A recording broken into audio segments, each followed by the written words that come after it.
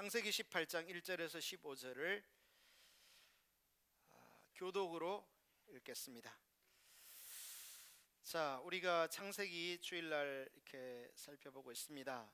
오늘 이 창세기 18장에는 세 가지 중요한 사건이 기록되어 있는데요. 첫 번째는 아브라함이 자신의 집 앞을 지나가는 손님을 세 명이죠 접대하는 사건. 두 번째는 그 손님의 접대 사건으로 인해서 하나님께서 원래 창세기 12장에서 24년 전 아브라함에게 나타나셔서 약속하신 후손을 주겠다. 그리고 그 후손이 민족을 이루고 아브라함이 민족의 조상이 될 것의 그 구체적인 실제적 약속을 주시는 내용이 두 번째고요. 마지막 세 번째는 하나님께서 아브라함을 보시면서 이제 그 아브라함을 이렇게 지나가는 그 집을 지나가는 이유가 뭐 후손에 대한 약속도 있지만은 또 하나의 중요한 것이 지금 소돔과 고모라를 멸망시키기 위해서 가는 길이었거든요. 근데 그 사실을 아브라함에게 알려주시면서 아브라함으로 하여금 중보자의 자리에 서도록 하시는 내용, 이 세 가지가 이 창세기 18장에 기록되어 있습니다. 우리가 이제 두 가지만 읽었고요. 시간이 되면 그 세 가지까지 다 살펴보도록 그렇게 하겠습니다. 먼저 첫 번째, 그 아브라함이 이 자신의 집 앞을 지나가는 세 사람의 그 사람, 여호와께서 이렇게 나타나셨다 돼 있는데, 우리가 이제 그 히브리서 13장을 한번 보겠습니다. 우리가 히브리서 11장 믿음의 장을 살펴보면서 지금 창세기까지 왔는데, 이 히브리서 13장을 보시면요, 이런 말씀이 있어요. 13장 1절, 형제 사랑하기를 계속하고, 그러니까 형제는 한 번만 사랑하는 거라는 거예요? 계속 사랑하라는 거예요? 계속. 과거에도 사랑하고 현재에도 사랑하고 미래에도 사랑하라, 그런 말이죠. 그리고 2절 보면 손님 대접하기를 마라, 잊지 말라. 이로써 부지 중에 천사들을 대접한 이들이 있었느니라. 부지 중에 천사를 대접한 이 누구를 가리킵니까? 바로 창세기 18장에 이 사건을 말하는 겁니다. 자, 그래서 이 그런 이제 배경을 염두에 두고 18장 1절을 보시면요, 여호와께서 마므레의 상수리 나무들이 있는 곳에서, 여기 마므레의 상수리 나무들이 있는 곳, 헤브론을 가리킵니다. 예루살렘 남쪽에 있는 헤브론, 아브라함이 조카 롯이 떠나가고 난 다음에 자신의 거주지로 삼았던 헤브론에 나타나셨다. 이제 하나님이 나타나셨다 그랬기 때문에 그 모습을 아브라함이 보고 하나님이 찾아오셨구나, 이렇게 안 게 아니라 아브라함 눈에는 누구의 모습으로 지금 하나님이 나타나신 거예요? 누구의 모습으로? 2절을 보세요. 눈을 들어본 적 사람 셋이 맞은편에 서 있는지라. 하나님으로 이렇게 온 게 아니라 누구로 지금 지나가고 있어요? 사람 세 명.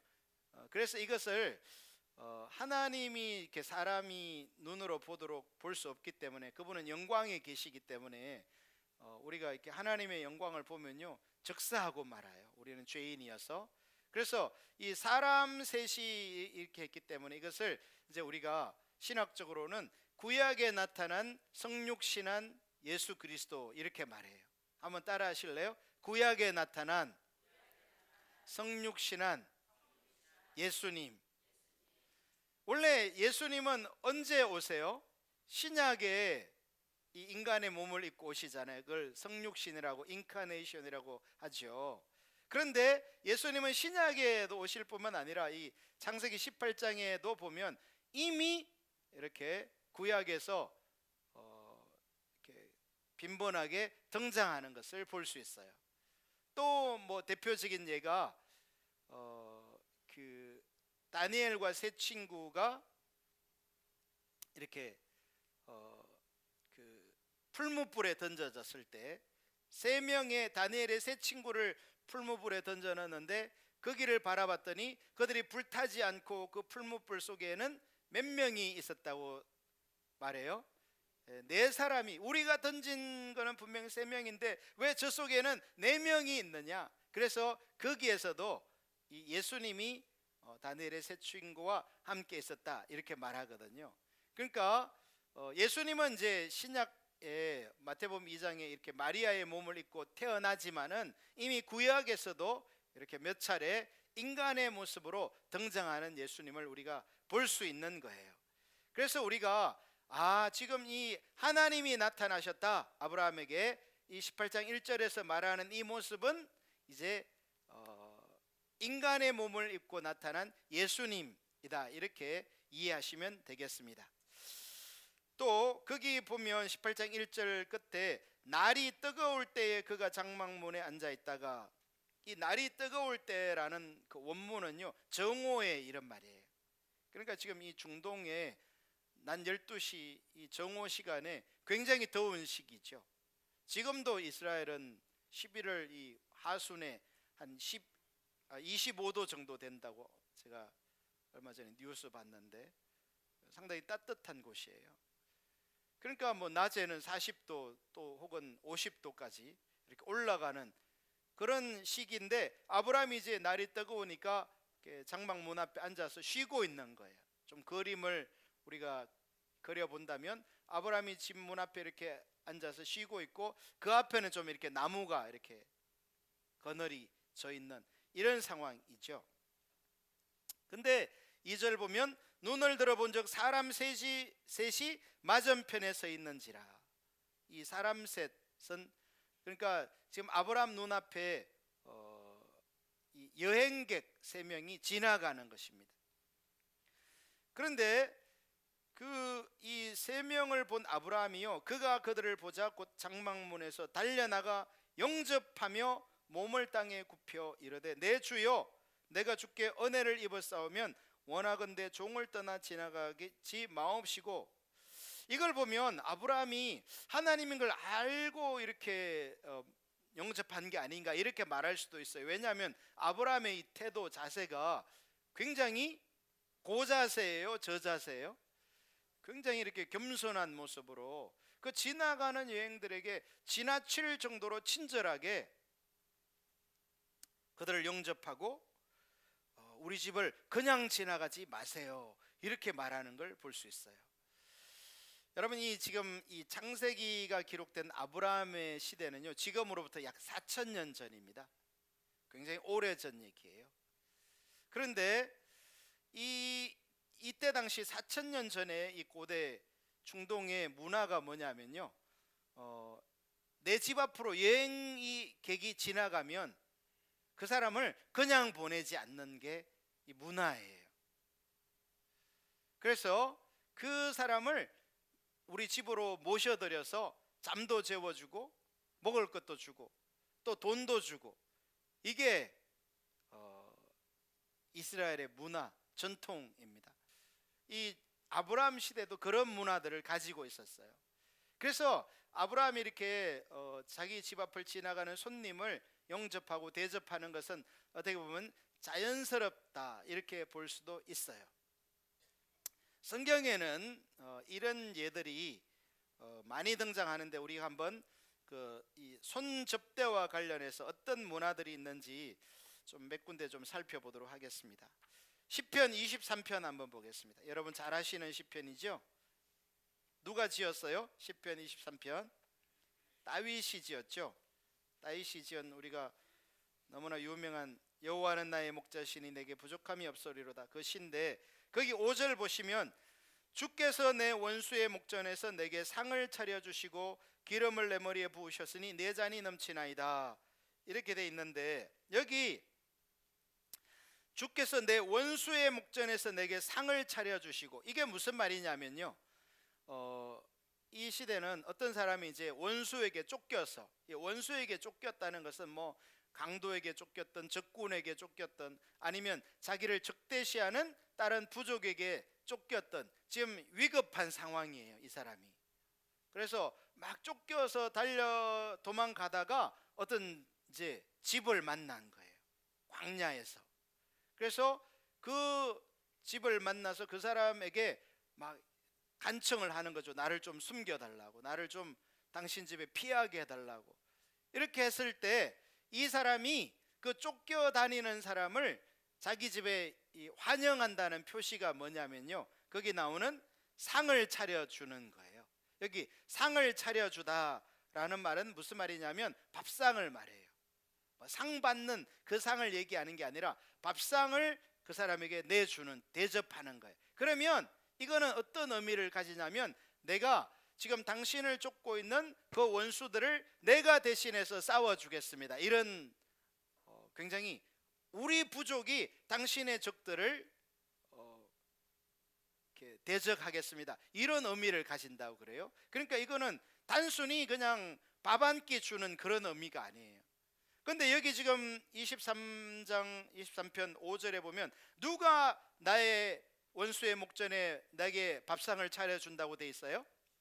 주께서, 하나님이 나에게 밥상을 차려준다는 거예요. 그럼 뭔 얘기죠? 하나님이 나에게, 나의 대적들을 하나님이 이제 대신 싸워주겠다, 이런 의미를 가지는 거예요, 이게.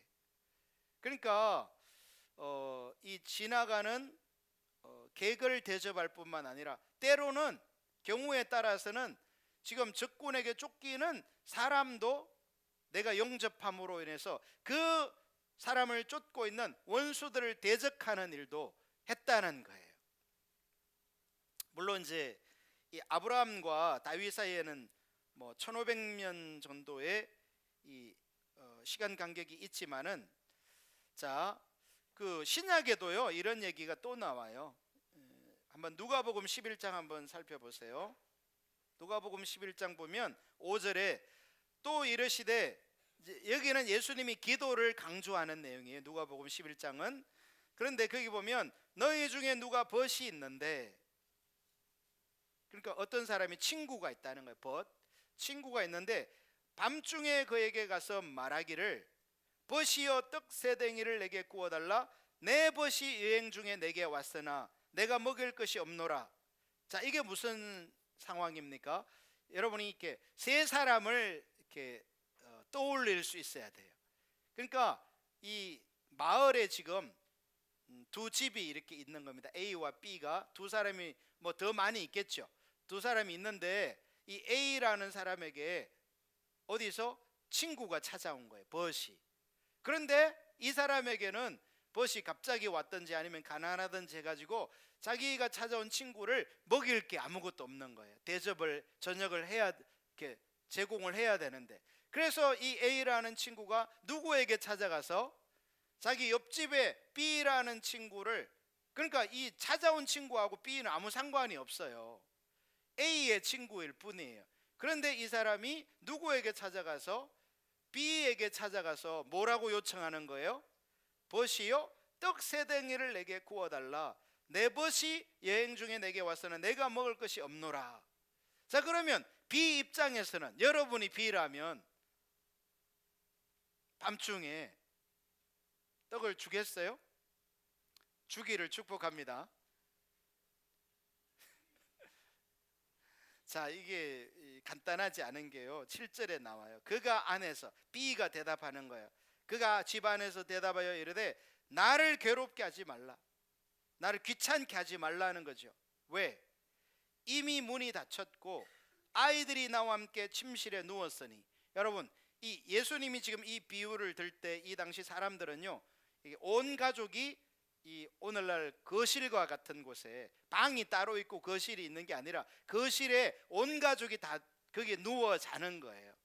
그런데 거기다 만약 한 사람이 일어나서 부스럭거리면 어떻게 돼요?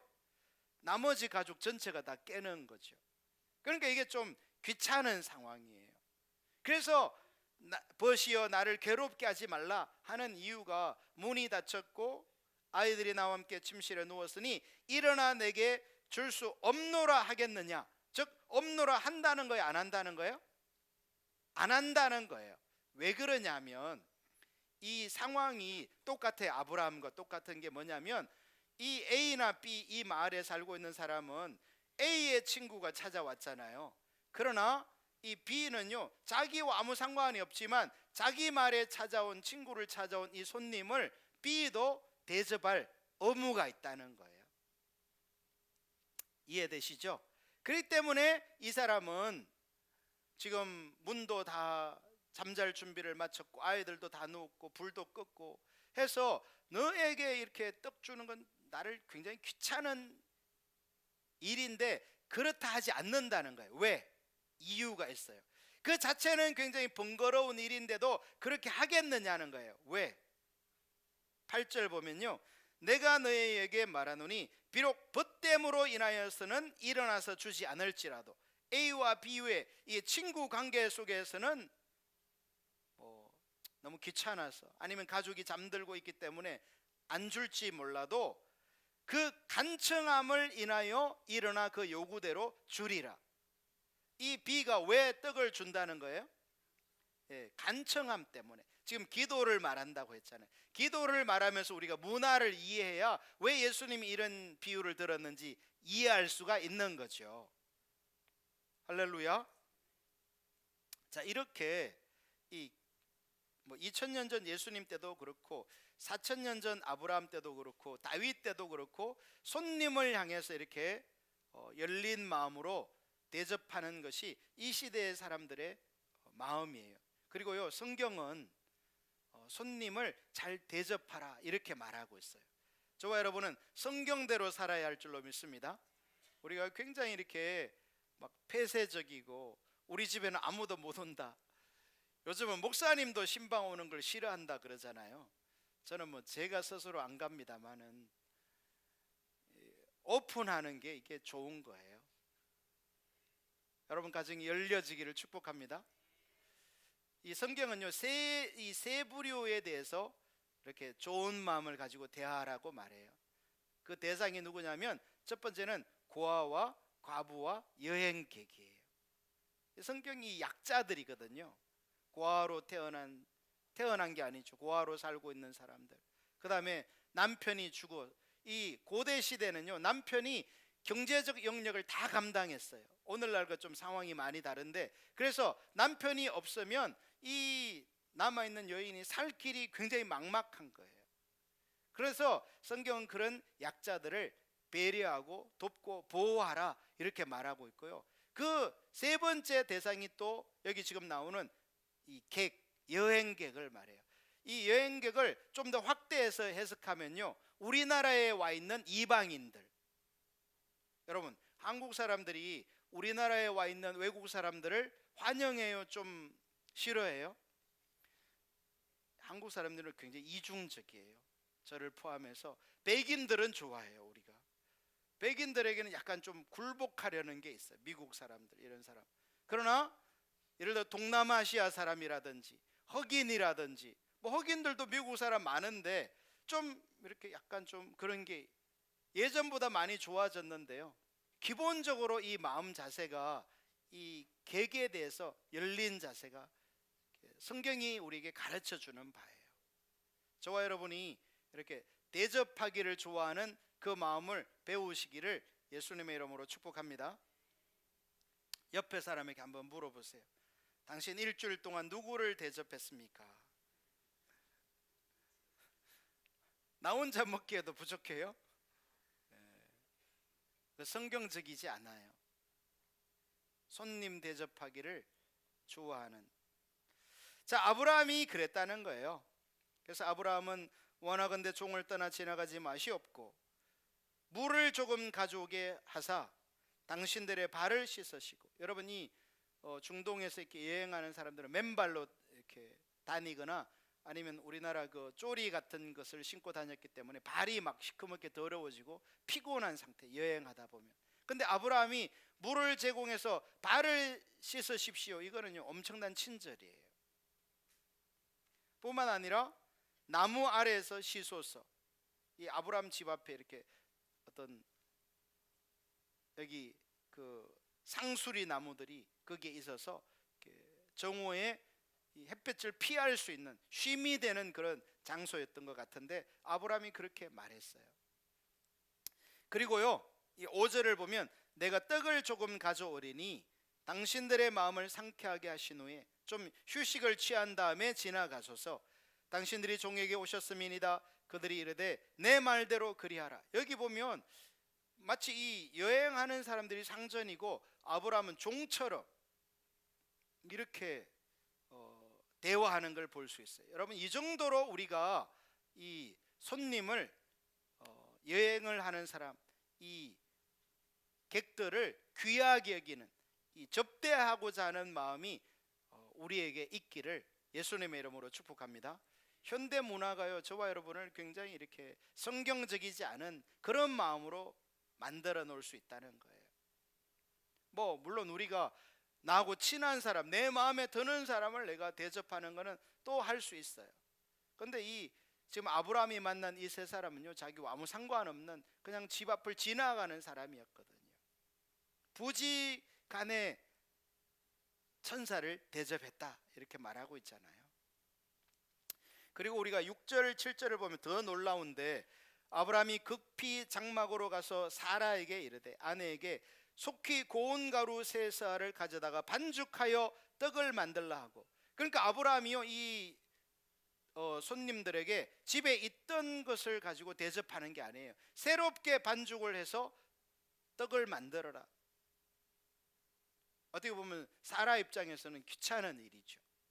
그런데 아브라함이 그렇게 부탁했고요. 7절에 아브라함이 또 가축대 있는 곳으로 달려가서 기름지고 좋은 송아지를 잡아 하인에게 주니 그가 급히 요리한지라. 와, 아브라함이요 자기 집 앞을 지나가는 그 손님들을 대접하기 위해서 어떻게 했다고요? 송아지를 잡았어요. 떡을 새로 하고. 이해돼요? 여러분이 친한 사람에게도 송아지를 안 잡을 거예요. 근데 아브라함은요 자기와 상관도 없는 사람에게, 여러분 이 사건이 왜 성경에 이렇게 기록되어 있을까? 그리고요 이 사건이 기록된 타이밍이 아주 중요합니다. 이게 아주 중요해요. 왜냐하면 지금 하나님이 창세기 12장에서 아브라함을 부르시고 이제 그 하신 약속이 있잖아요. 너를 민족의 조상이 되게 하겠다. 너로 이렇게 복의 근원이 되게 하고 너로 말미암아 온 열방이 복을 얻도록 하겠다. 이렇게 약속하셨는데 아직 그 약속들이 안 이루어졌어요. 막 아브라함이 자기 생각대로 자기 방법대로 이루어 보려고 하다가 하갈을 취하여 이스마엘을 낳았는데 하나님이 그 이스마엘과 하갈은 뭐 하라 그랬어요? 내어 쫓아라. 인간의 생각, 인간의 방법, 인본주의는 우리 신앙에 내어 쫓아라 말씀드렸잖아요. 그러면서 우리가 이 이사야 54장을 통해서 과거에 지난주에 살펴본 게 뭐예요? 하나님은 하나님의 약속을, 하나님의 뜻을 하나님의 계획 가운데 이루시고 그 안 될 것 같은 상황이 풍성하게 놀랍게 그런 역사가 일어난다는 거잖아요. 할렐루야. 그러면서 이제 우리 안에 이 인본주의로 대변되는 이 거짓 신앙을 버리고, 또 지난 시간에 할례로 대변되는 율법주의, 내 힘으로 뭔가 의를 이루어야 한다는 그것도 철저히 버려야 한다라는 것도 살펴봤죠. 할렐루야. 그러면서 이제 하나님이 그 약속을 이제 바야흐로 이룰 시점이 된 거예요. 성취할 때가 된 거예요. 그런데 하나님은요 때가 됐다고 해서, 시간이 지났다고 해서 하나님의 약속을 이루는 게 아니라 이 아브라함의 그 성품을 빚으세요. 여러분, 하나님은 저와 여러분의 이 내면을 중요하게 여기십니다. 우리의 성품을 빚어서 하나님의 마음을 담도록 하신 다음에 하나님의 뜻을 이루시는 거예요. 할렐루야. 근데 우리가 이렇게 손님 대접하기도 싫어하고 그냥 나만 아는 이기주의고 하나님의 뜻이라 그래도 순종하기를 싫어하는 이러한 어떤 믿음의 관점이 아닌 이런 삶을 살아갈 때는요 하나님의 뜻이 이루어질 수가 없어요.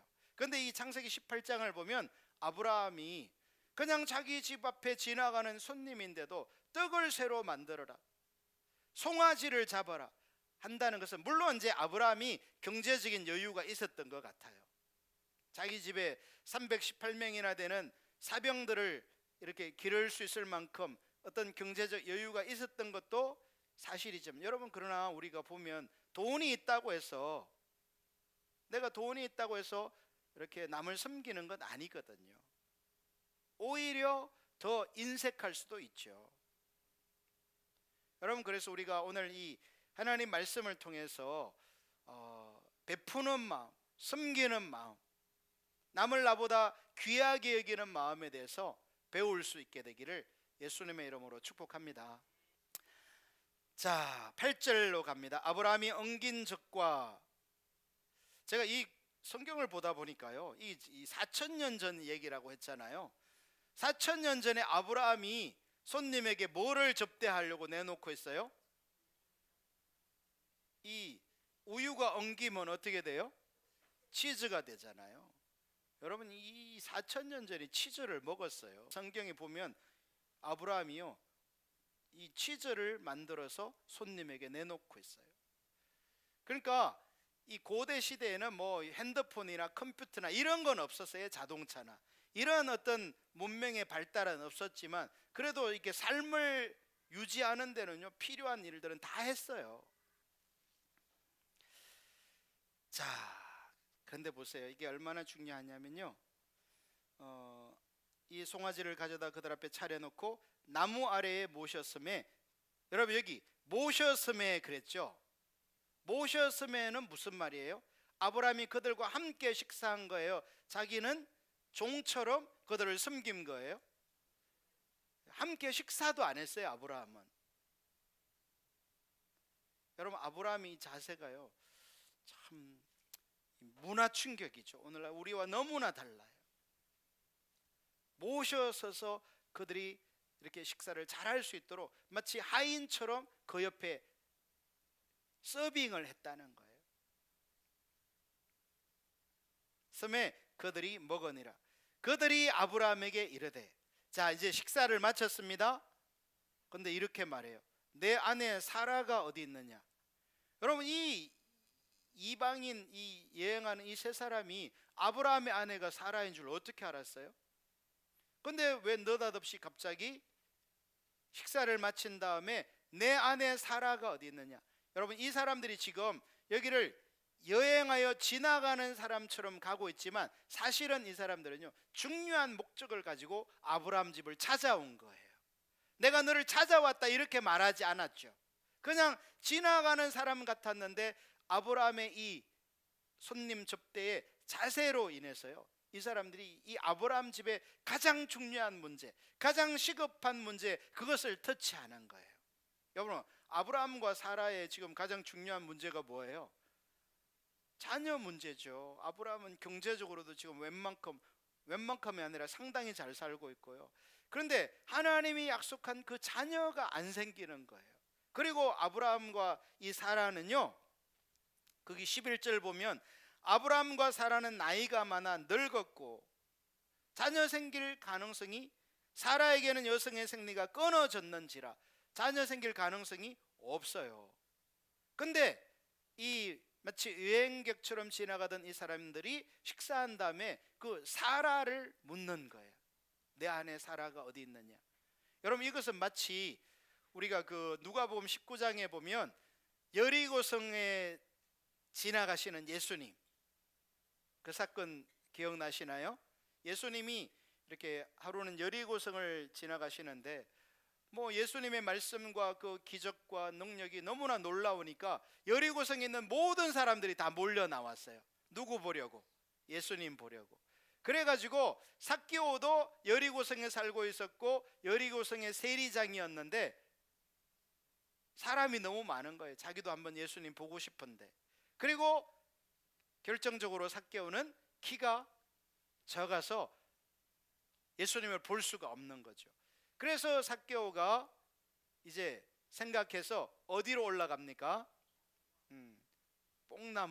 뽕나무라고 말하시는 분은 옛날 성경, 그 요즘 번역을 고쳤어요.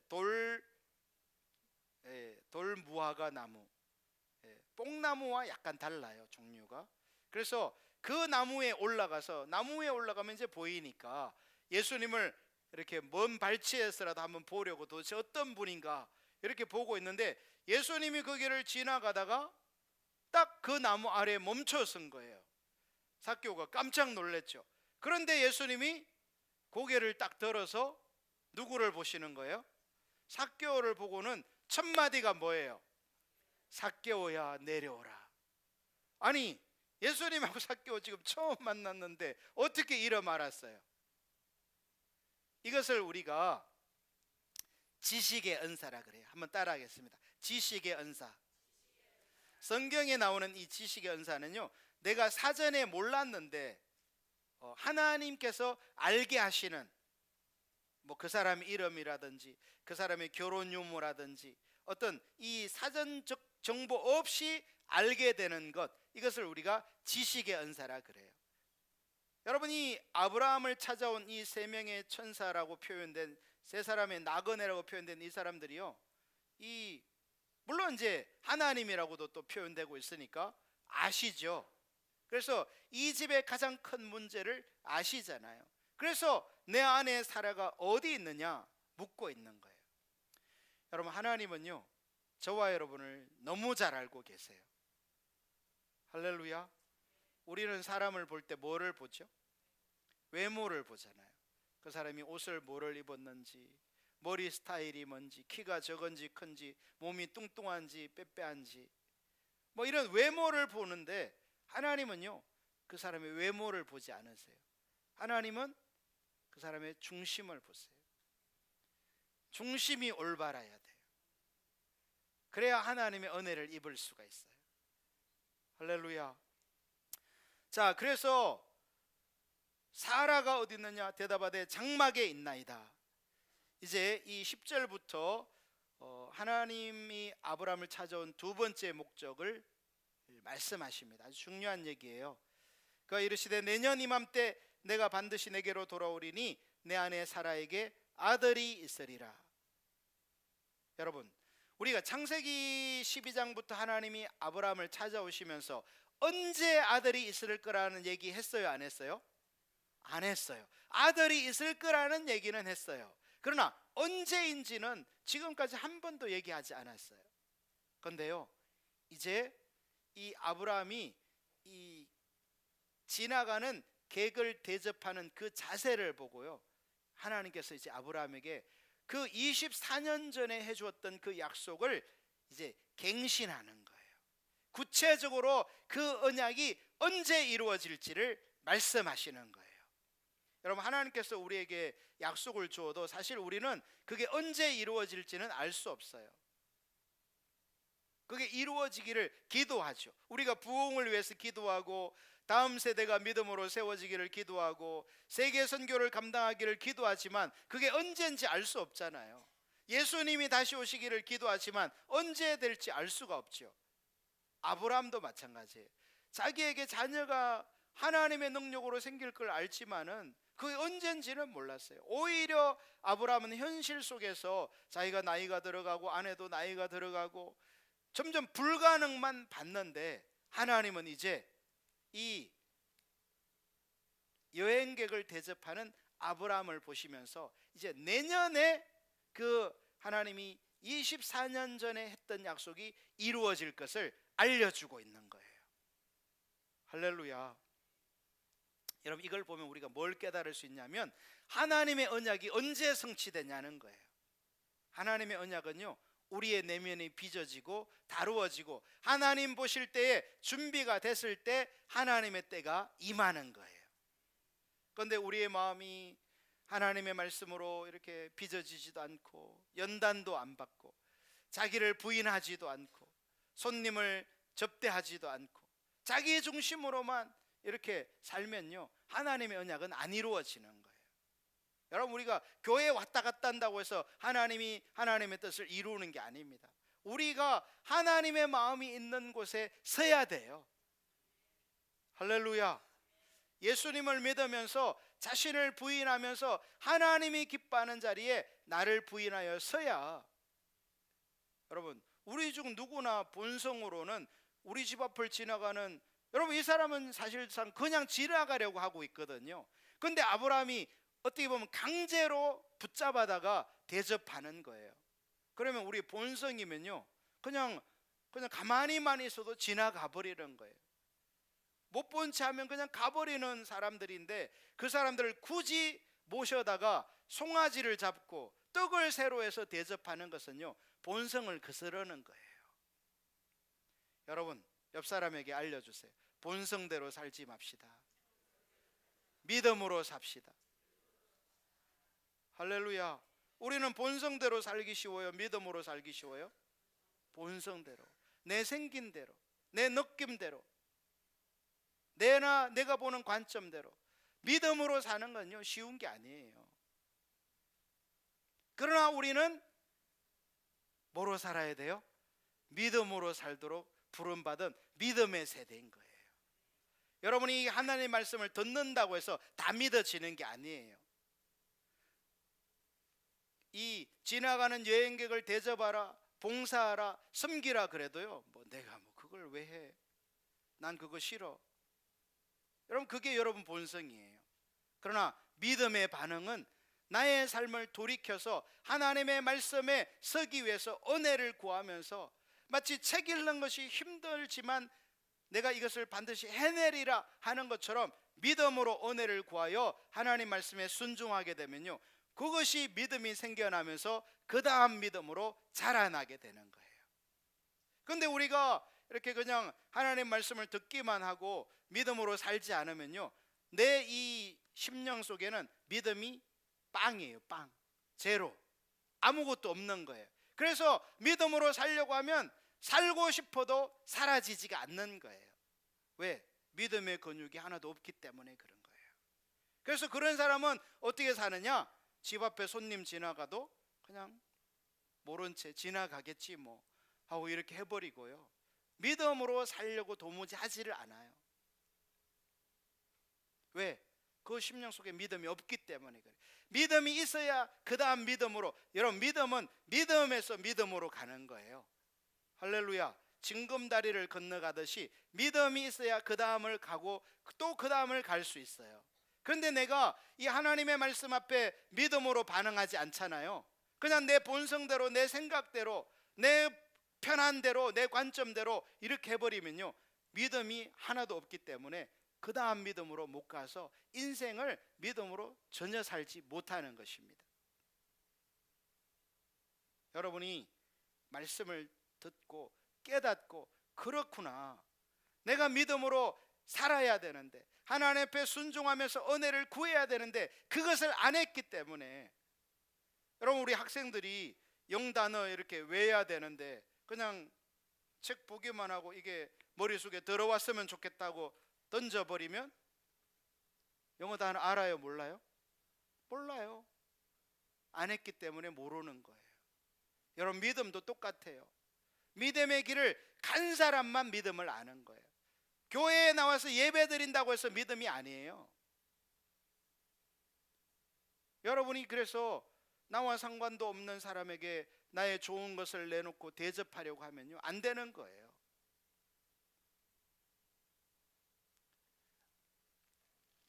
여러분, 아브라함이 이 믿음의 행동으로 하나님 앞에 섰을 때 주님께서 이 18장 10절에 말하는 거예요. 내년 이맘때 내가 반드시 내게로 돌아오리니 내 아내 사라에게 아들이 있으리라. 여러분, 사라는 지금 아들 가질 수 있어요, 없어요? 없어요. 11절 보면 아브라함과 사라는 나이가 많아. 이때 아브라함은요 99세예요 사라는 89세. 사라에게는 여성의 생리가 끊어졌는지라 사라가 속으로 웃고. 왜 사라가 속으로 웃어요? 하나님의 그 말씀이 믿겨진 거예요, 안 믿겨진 거예요? 안 믿어졌어요. 뭐를 본 거예요? 사라는 자기의 현실을 본 거죠. 자기의 상황을 본 거예요. 내가 이렇게 늙었는데, 남편이 저렇게 늙었는데, 내가 경수가 끊어졌는데 무슨 아기를 낳아 하면서 현실을 딱 보고 웃은 거예요. 여러분, 믿음으로 가야 돼요. 그래서 하나님을 따라가려면 믿음으로 반응해야지, 현실 보고 판단하는 거 누구 못합니까? 여호와께서 아브라함에게 이르시되 사라가 왜 웃으며 이르기를 내가 늙었거늘 어떻게 아들을 낳으리요 하느냐. 여러분 보세요. 하나님이 사라가 생각만 했는데 아세요. 중심을 아신다고요. 그러면서 아주 중요한 말씀을 14절에 하죠. 우리 같이 읽어볼까요? 창세기 18장 14절 시작. 여호와께 능하지 못한 일이 있겠느냐? 기한이 이를 때에 내가 내게로 돌아오리니 사라에게 아들이 있으리라. 여러분, 하나님은 뭐하지 못한 일이 없는, 능하지 못한 일이 있겠느냐. 여러분, 사실 하나님은 그 창세기 17장에서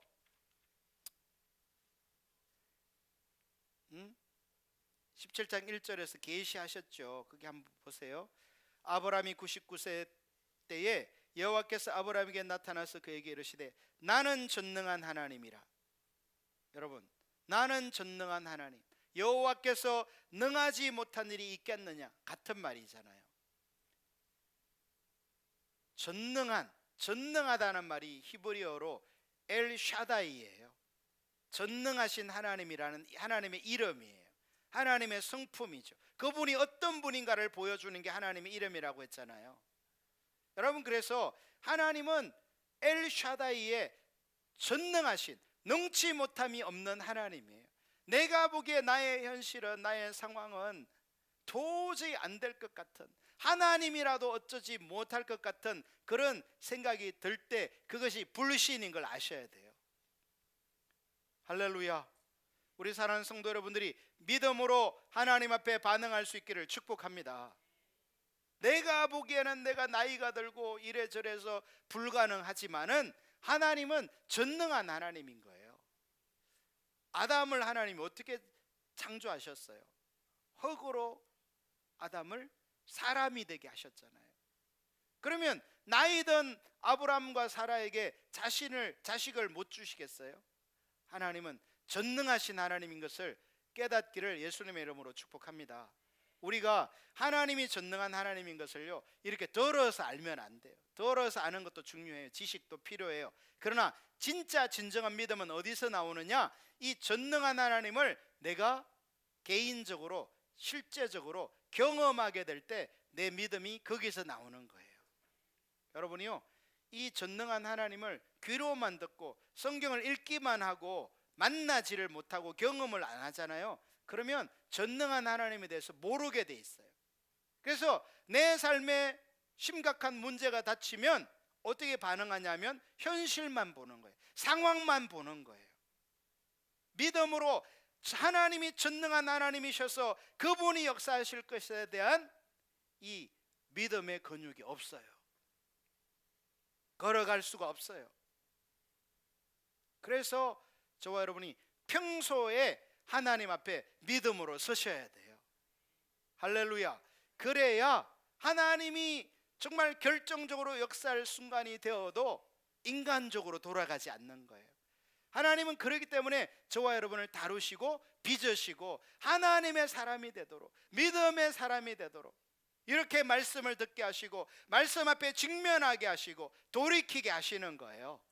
하나님이 그래서 이 아브라함에게 하신 두 번째 역사가 뭐냐면 하나님이 전능한 하나님인 것을 나타내시면서 이제 언약을 갱신시켜서 그 약속을 이루시는 거예요. 할렐루야.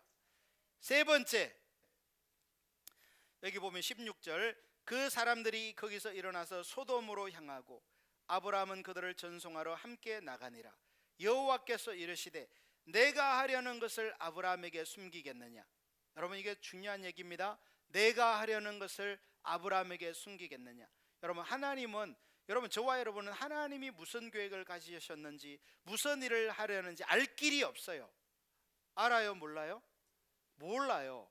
그런데 저와 여러분이 아는 길이 딱 하나 있는데요, 하나님이 알려주시면 아는 거예요.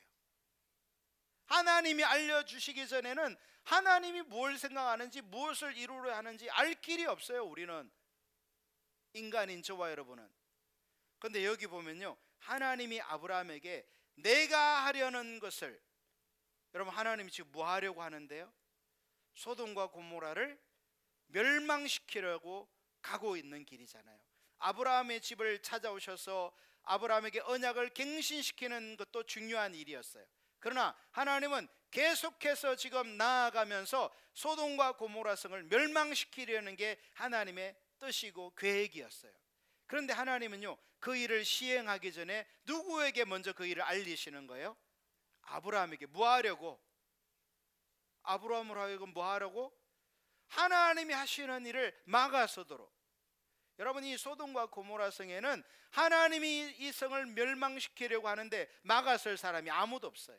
믿음의 사람이 아무도 없는 거예요. 그래서 하나님은 그 일을 아브라함에게 알려서 아브라함으로 하여금 그 일을 막아서도록 하신 거예요. 그래서 아브라함이 하나님께 그렇게 말하잖아요. 하나님의 계획을 알고, 하나님, 그 소돔 땅에 어인 50명이 있어도 그 성을 멸망시키겠습니까? 했더니 하나님이 뭐라 그래요? 50명 있으면 멸망시키지 않지. 그러니까 아브라함이 용기를 내가, 그러면 45명이면요, 그래도 40명, 30명, 20명, 10명까지. 이게 뭐냐면요, 아브라함이 하나님 앞에 이 멸망당하려는 성을 막아서는 것을 의미하는 거예요. 그래서 하나님이 알려주시는 거예요. 아브라함에게 내가 하려는 것을 아브라함에게 숨기겠느냐. 여러분, 이게 뭐예요? 이것을 한마디로 말하면요, 친밀함이에요. 이게 하나님이 아브라함과 친밀하기 때문에 하나님의 계획을 알려주시는 거예요. 저와 여러분이 신앙생활은 예수님과 친밀함이에요. 아멘. 예수님의 뜻을 알고, 예수님은요, 이 다음 세대를 세우기를 간절히 열망하세요. 이 땅에 젊은이들이 많아지기를 열망하세요.